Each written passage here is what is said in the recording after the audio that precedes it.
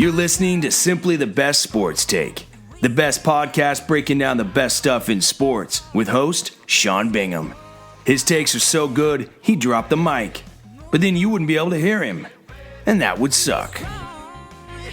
Welcome into STB Sports Take, Simply the Best Sports Podcast. I am your host, Sean Bingham. Thank you for being here. Whatever platform you are watching on, listening on, thank you. Please subscribe. We, of course, are on YouTube, Spotify, Apple Podcasts, Anchor Podcasts, Google Podcasts. Everywhere you get your podcasts, we are there. Thank you guys for being here. A lot to talk about today. It's been a good week. It's been a fun week. I'm going to do these every Monday. That's kind of the new trend, every single Monday. I've been doing them every Monday for a while. I was also trying to do them like every Thursday and for a while even every day. But launching a company, and it's taken up a lot of time, and I got to make it the top priority. Tripio, by the way. That's the shameless plug that sits here every day. I'm sure you've seen that for a while. That's the company I'm soon launching. It's been under works for a while. You can check out the app when it comes out. For now, you can check out the website to view the app, kind of what it looks like. I mean, it's just tripioapp.com. But every Monday you can plan on these, and I'll make sure they're good, make sure they're fun. I really enjoy doing it. So again, thank you for subscribing. Please share it with your friends, things like that. But going to talk immediately about fantasy football. It is currently almost 5 o'clock on Monday afternoon, coming into the evening. And by the time I get this out, it'll probably be close to 6 because it'll take me 30 minutes to sit here and talk, and then I got to upload it and all that stuff. So we'll be right at kickoff of Monday Night Football by the time this gets out. And I have a big game because in fantasy, I don't know how many of you play fantasy out there, but you can relate. It's playoff time. Well, it's coming down to playoff time. This is the last game of the regular season for us, and I'm in a nail-biter. And if I win, I'm in the playoffs. If I lose, I'm probably not, because I'll probably lose the tiebreaker to another guy in my league. So, very interesting stuff. And I had, I'm a big Washington football team fan, and I have McLaurin on my team as a receiver, Scary Terry, and he freaking had 0 catches for 0 yards yesterday against the Cowboys. And Washington loses. They made just a fantastic comeback, made it interesting, had that fumble towards the end of the game that kind of cut the comeback short. But McLaurin gets 0 catches, 0 yards, and ironically, I thought about benching him because of Diggs, of course, as a stellar corner there for Dallas. I even thought about picking up Dallas's defense, but my pride, my fandom wouldn't allow me to pick up Dallas's defense or bench McLaurin. Turns out I should have done both, because I would have gotten 28 points out of Dallas's defense, and I got 0 out of Scary Terry. And I could have had 15 out of some other guys. I have Chase Claypool. I have Brandon Cooks. They got 13 and 15 respectively. I have Jarvis Landry. He got like 11. So I would have won. I would have wrapped up the playoffs. I probably would have actually moved up to the 5 seed instead of the 6. Right now I'm looking to hang on to the 6 seed where I'm sitting. So interesting stuff there. I'll keep you posted, let you know how it goes. Been a fun year in fantasy, but as with everybody, injuries have not been in my favor from time to time. But I do want to talk a lot about the NFL still. A lot of NFL stuff. Want to talk about who should win the MVP, Defensive Player of the Year, Offensive Rookie of the Year, Defensive Rookie of the Year. We know who that is. And then also who's going to win the Super Bowl, stuff like that. So let's start with the fun one. Well, actually, let's start with the obvious one. The obvious one is Micah Parsons at Defensive Rookie of the Year. This guy is unbelievable. Like, he is dominating. He is shredding offenses apart. He can drop back in coverage. He can play linebacker and get a ton of tackles, rack those up. He can be a pass rusher, and he can, get you. He's got, 12.5 sacks, I think. Pro Football Focus rated him the best pass rusher in football. There's been huge debates about it all over the major networks. And here's my take on it. Is he the best pass rusher? We don't know. Maybe. It looks like if he was a full-time pass rusher, because they've got him kind of playing not quite a Taysom Hill on defense, but similar, where they've got him doing a lot of different things instead of just specializing in one, being pass rushing. And of the guys in the top 10 in sacks, he has the most tackles to go with that, which is significant because that shows how much he's not just pass rushing, right? So on the season, let's see here, total sacks, Micah Parsons ranks 7th. Okay, he has 12, not 12 and a half. I thought it was 12 and a half, but it's 12. But ironically, he has the most yards lost in those sacks of anybody, I think, in the entire NFL. Yeah. He is number 1 in yards lost in those sacks, which is a very good stat. He's 7th in sacks, but again, of the top 10, he has the most tackles by far. He has 75 tackles. The next most is right behind him, Harold Landry III, with 63 tackles and 11 sacks. So he's just, he's got more tackles than TJ Watt, more tackles than Myles Garrett, more yards lost on their sacks, even though those guys have 4 and 3 more sacks respectively. But here's a big thing. Here's a big difference. Defenses aren't keyed on him like they are on Aaron Donald, on TJ Watt, on Myles Garrett. Those guys are seeing double teams regularly. Aaron Donald is seeing a double team on almost every snap. That's not the case for Micah Parsons. So it's hard for me to say that he's the best pass rusher or the defensive player of the year, knowing that offenses aren't game planning against him. Offensive lines aren't game planning against him quite like they are against an Aaron Donald or a TJ Watt or a Myles Garrett. And so if they were, because that's what makes like Steph Curry and Kevin Durant, that's what makes their 30 points a game so much more impressive, is that the defenses are completely focused on them, trying to stop them or slow them down, and they can't do it. That's also the case for Aaron Donald. That's also the case for TJ Watt. It's not the case for Micah Parsons. He's a rookie. He's proven to be a phenomenal player. He will win Defensive Player of the Year at some point in his career. I don't think this is the year. He did have a big game against my Washington football team yesterday, with the strip sack that led to a touchdown. But again, 12 sacks is behind. It's 7th. It's really good. It's 7th. His tackles, 75, is more than everybody ahead of him in sacks, which shows that he can do both. But TJ Watt has 4 pass deflections. He has 16 sacks, and he still has 48 tackles. And he has 16 tackles for loss. Micah Parsons does have 17 tackles for loss. Like, he's clearly there. So Micah Parsons, by the way, has 3 forced fumbles. TJ Watt has 4 forced fumbles. TJ Watt has 2 fumble recoveries. Micah Parsons has 0 fumble recoveries. And so I get it. I get that there's a lot of excitement. There's a lot of recency bias with Micah Parsons. Oh my gosh, look what he's doing. He for sure is Defensive Rookie of the Year. I think Defensive Player of the Year, barring anything crazy in these last few games, has already been wrapped up by TJ Watt. He's leading the league in sacks. He's leading the league in forced fumbles, I think he's 2nd in forced fumbles. Let me see, actually. I don't know if I can sort it that way. I can't. But I'm pretty sure he's 2nd in forced fumbles. Yeah, he is. So Joey Bosa has 5 forced fumbles, and TJ Watt has 4. So Joey Bosa is ahead of him there. But so again, he's 2nd in forced fumbles. He's 1st in sacks. And from what I can see, he's also tied for first. Nope, he's going to be 2nd. 2nd or 3rd or 4th or 5th. Never mind. I was going to say in passes deflected, but there's other guys. There's a handful of guys. I'm seeing 1, 2, 3, 4, 5 guys ahead of him in passes deflected. So he's 6th. 6th in passes deflected. 2nd in forced fumbles. 1st in sacks. That's a big deal, especially when the offenses, I keep saying that, the offensive lines are completely focused on stopping you, and they can't do it. So to me, TJ Watt is the Defensive Player of the Year. Micah Parsons should finish probably 2nd or 3rd. And I think you'll see him win one very soon. But he can do it all. He can do it all. And maybe for that reason alone, he'll get some votes even this year, because he can do it all. And because he can do it all, he's very difficult to game plan against. This is the argument for him.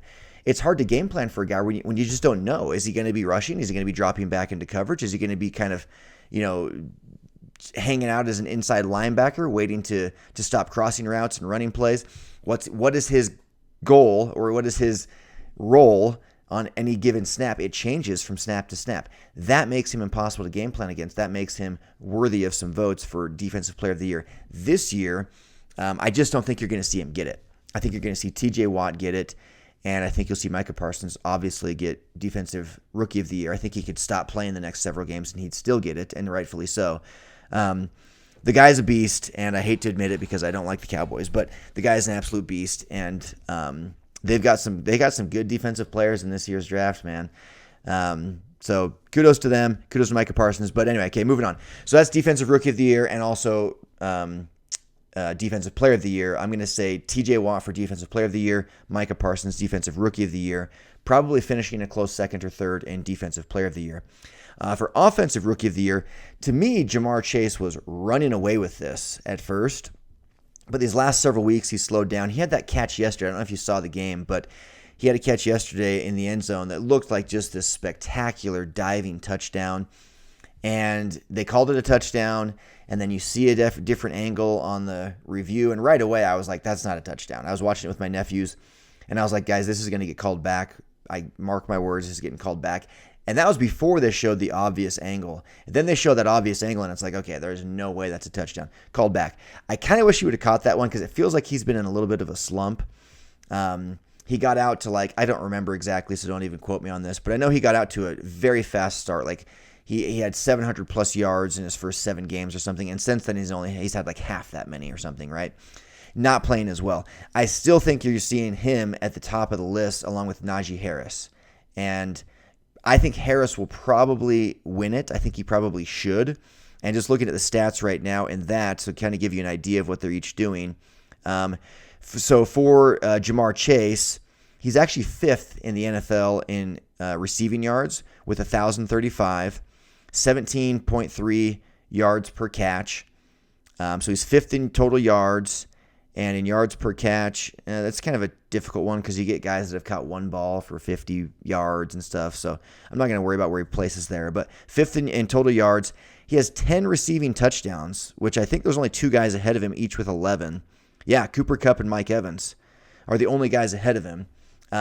They each have 11. So he's one off pace for most touchdown catches on the season. He's 5th, so he's 3rd in touchdown catches, 5th in yards.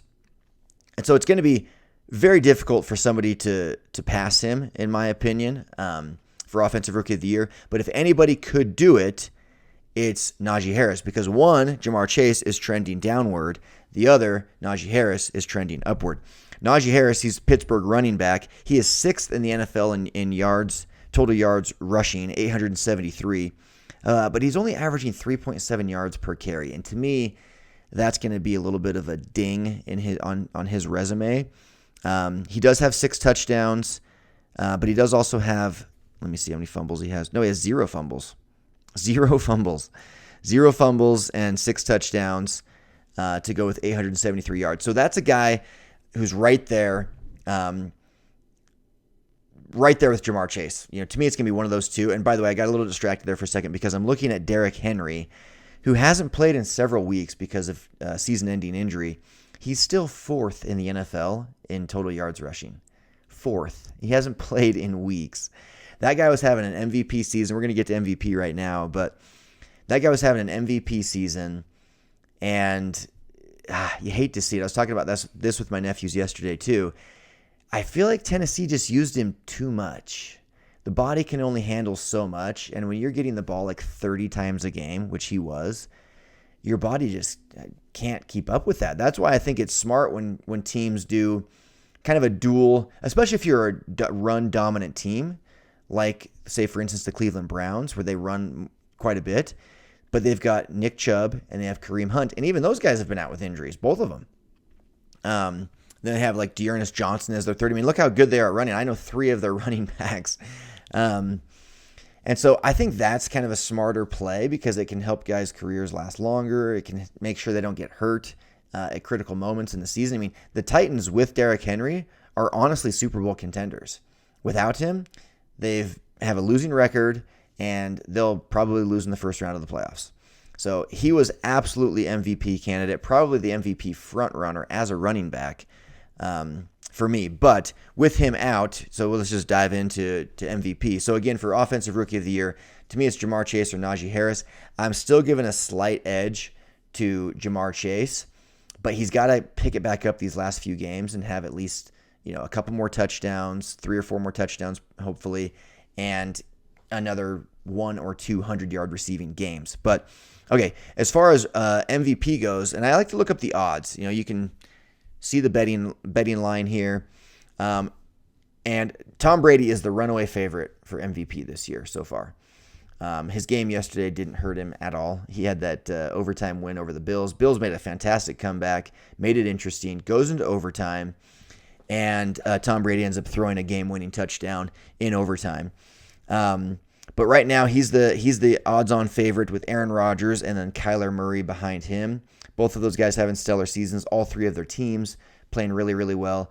But to me, it is Tom Brady right now. It just is. And I've heard people, I always hear the argument about, oh, well, Aaron Rodgers can do this and Tom Brady can't. And who cares? Like, just look at the results that each of them get. Whose results do you want? Tom Brady's 10 times out of 10. Okay? And so looking at this, Tom Brady is nearly 1,000 yards ahead of Aaron Rodgers in yards passing. Nearly 1,000. The guy is 44. He's 44. The amount of respect I have for Tom Brady, and if you're not watching Man in the Arena, you need to watch it. It's incredible. It's on ESPN+. I think they've had 4 episodes out so far. I've watched all 4 of them. They're every Tuesday, and so the next one should be tomorrow. And they're incredible. They're so good. And they're not as good as don't get your hopes up for the caliber of show that we had with Michael Jordan's The Last Dance about a year and a half ago, because it's not to that level. But it is very, very good. Especially episode 4, where it talks about the year the Patriots went 16-0, and then they were 18-0 headed into the Super Bowl, lose to the Giants, and they've got I'm spacing his name right now because I'm putting myself on the spot, but the main linebacker, the main defensive end for the Giants, Michael Strahan. So they have Michael Strahan and Tom Brady talking about just basically recapping the game. I mean, I could have sat and listened to them talk about that game for another hour. It was so good. So good. So you got to watch it. But the guy's 44 doing this, and I just turned 40 a few months ago, and I'm playing like rec league basketball, okay? And I'm like a shell of myself in rec league basketball, and I'm in pretty good shape still. But I think about that, okay, that like at age 40, I can like do the tiniest little fraction on the basketball court that I used to be able to do. And then I think of Tom Brady, 4 years older than me, winning Super Bowls. It's truly like unheard of what he's doing, but he's mentally so freaking good at football that he beats people with his mind and with his arm, because his arm talent is still elite. But after his mind and his arm, his athletic ability is horrendous. But he's so elite mentally and his arm talent that he still just gets it done. So he's leading the league in total yards passing with Derek Carr behind him. I think he's leading the league in touchdowns. Let me double check here. He is. He's leading the league in touchdowns. He's leading the league in yards passing. He's going to be pretty high in passer rating. It's just tough to look at passer rating even because you get guys like Derrick Henry, who has a passer rating of 127. He had 1 attempt for 1 completion and 5 yards and a touchdown. That's pretty good. Tom Brady, we'll call him 4th behind Kyler Murray, Aaron Rodgers, and Matthew Stafford. 4th in passer rating. And then QBR is kind of a fun one. Tom Brady is 1st in QBR in the NFL. QBR is like this all-encompassing stat. It's kind of similar to PER in basketball, where they look at all of your stats. In basketball, they're looking at your efficiency, shooting, free throws, three-pointers, all overall field goals, plus your assists, points scored per game, rebounds, steals, all that stuff. That's your PER. QBR is very similar. They're looking at down and distance. They're looking at time left on the clock. So there was a lot of situational football involved. It includes your running plays as well as your passing plays. And Tom Brady is 1st in the entire league in that stat. He's clutch. The guy is absolutely clutch. Leads the league in touchdowns. Leads the league in yards passing. He's probably top 5 in completion percentage. Again, if you take out the guys that don't count that threw like 1 pass, Tom Brady is 6th in completion percentage. I mean, it's unbelievable. And by the way, as I'm looking at this, another guy that I should mention for Offensive Rookie of the Year that will be considered is going to be Mac Jones, only because they're winning so much. I know he's not doing anything spectacular there, but quarterback play is so much harder to come in as a rookie and do well at than it is for, say, Najee Harris at running back or Jamar Chase at wide receiver. Those are positions you can come in as a rookie and just start to pick it up and fit right in and do really well and be among the league leaders. And those guys are. They are.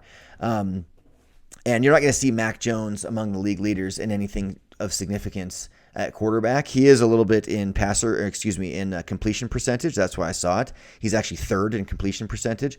But they've got him doing a lot of check downs, a lot of dink and dunks. He's not throwing the ball downfield very, very much. He's not throwing the ball very much, period. I mean, had that game last Monday against the Bills where he had like 3 pass attempts. It was like the fewest in the last like 50 years of football, something like that, 40 years. So I get that he's not doing anything super spectacular, but he is managing that offense and he is doing enough to get them to win games, even though their defense is, I would say, the best in the league. He's getting the job done enough because you look at what's happening with other rookie quarterbacks, they're not getting it done. Trevor Lawrence, not getting it done. Zach Wilson, not getting it done. Justin Fields, not getting it done. So Mac Jones will be considered for Offensive Rookie of the Year. You'll probably see him finish in the top 3, I would imagine. But anyway, back to MVP. It's got to be Tom Brady. It's got to be Tom Brady. And what he's doing, it's just truly blows my mind. And I was with some friends last night, and one of them asked, whose career would you rather have, Tom Brady's or Michael Jordan's?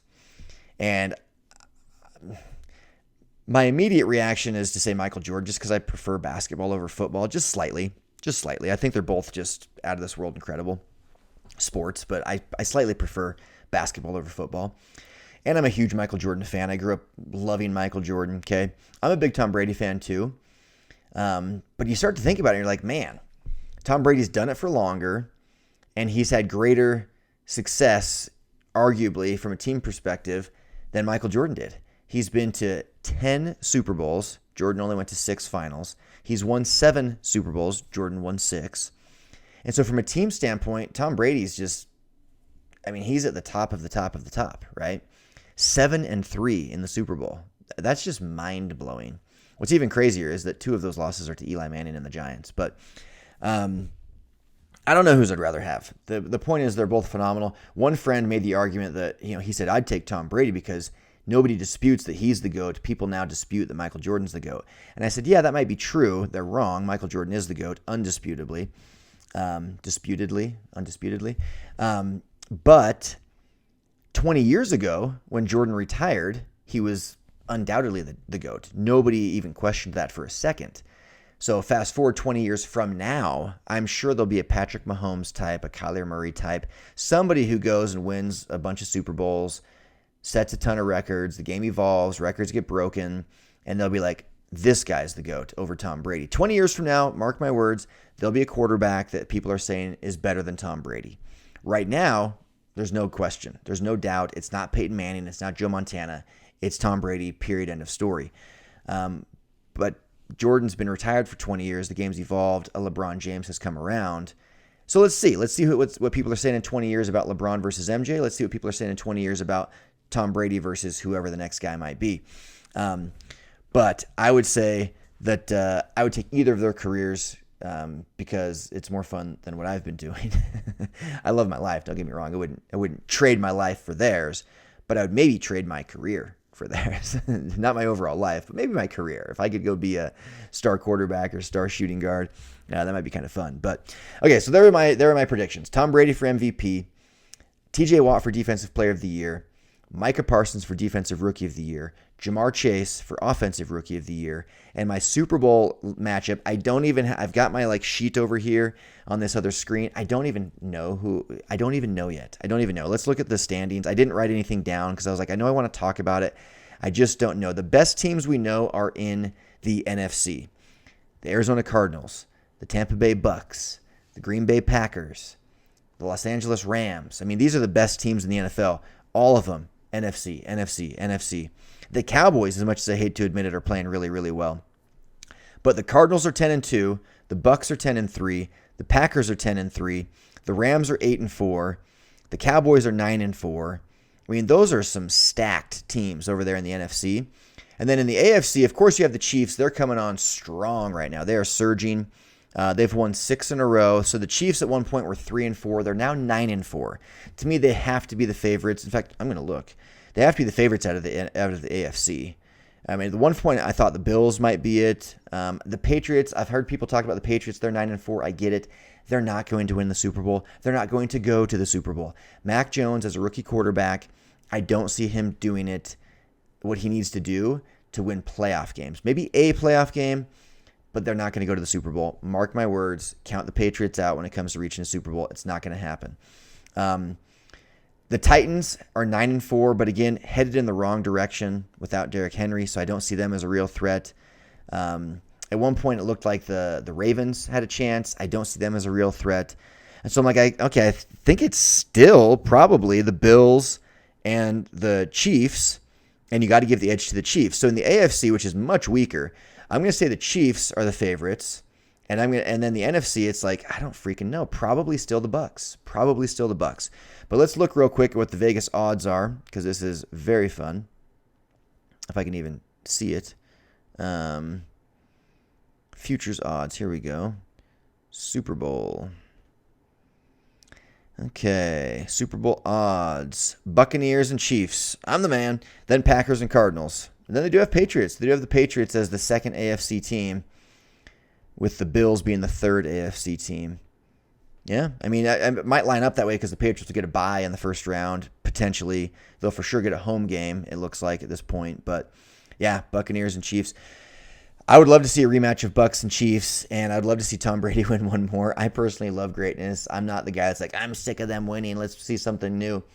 If there is the greatest guy of all time playing and you're alive, I want to see that, because there's a good chance that 20, 30, 40 years from now, we still haven't seen the likes of Tom Brady. And so I love the fact that, like, I'm right here watching it all, live and in person. Well, not in person, on TV. I like that. I like that I'll be able to tell stories to kids and grandkids instead of listening to them. I'll be able to just be like, no, I watched him. That guy you're hearing about all the time, I watched that. I know he was better than this guy playing. Promise. So I want to see the Bucs do it again. I'm hoping the Washington football team can make the playoffs. I don't think they're going to do much damage, although last year they gave the Bucs the biggest run for their money. But I want to get into Jazz Talk today. I'm going to save it for next week, though, because this stuff went a little bit longer than I thought, just because it was that much better than I thought. But I do want to say this. The NFL, I'm seeing on the same website, they've got some rookie odds. I just want to see how well I predicted versus what Vegas is saying. So they've actually got, so they do have Jamar Chase and Najee Harris in the top 3, but they're second and third behind Mac Jones. So Mac Jones right now is the odds-on favorite to win Offensive Rookie of the Year because of what he's doing in New England, winning games. That's remarkable. I think it should be Jamar Chase, especially if he goes and he does have to have a couple more big games. I said that. He's got to have 3 or 4 more touchdowns and another 1 or 2 games of 100 yards plus receiving. If he does that, I think you'll see him leapfrog Mac Jones, especially if the Patriots can kind of come back down to earth and lose a couple games. But that's what they have there for Offensive Rookie of the Year. And then they have Defensive Rookie of the Year to be Micah Parsons in a landslide, which it is. Patrick Surtain, who's also the Dallas Cowboys, they have him there. Defensive Player of the Year. Here we go. I want to see where Micah Parsons ranks. Oh, yeah, he's low. So TJ Watt is the favorite to win it. Then they have Myles Garrett. Then Trayvon Diggs. That's a good one. Then Matthew Judon. Very good. Aaron Donald. Then Micah Parsons. So Micah Parsons is down 1, 2, 3, 4, 5, 6th. 6th in Defensive Player of the Year odds. TJ Watt being first. So I think I did pretty good. I did not look at those. I'm looking at them live after I made my predictions. I feel pretty good about that. So we'll see how it goes. You guys are awesome. Please subscribe. And I'll see you next time. I am out. Peace. Thanks for hanging with Simply the Best Sports Take. Don't forget to subscribe to this podcast and check out STBSportsTake.com. Simply the best in sports. 'Cause we are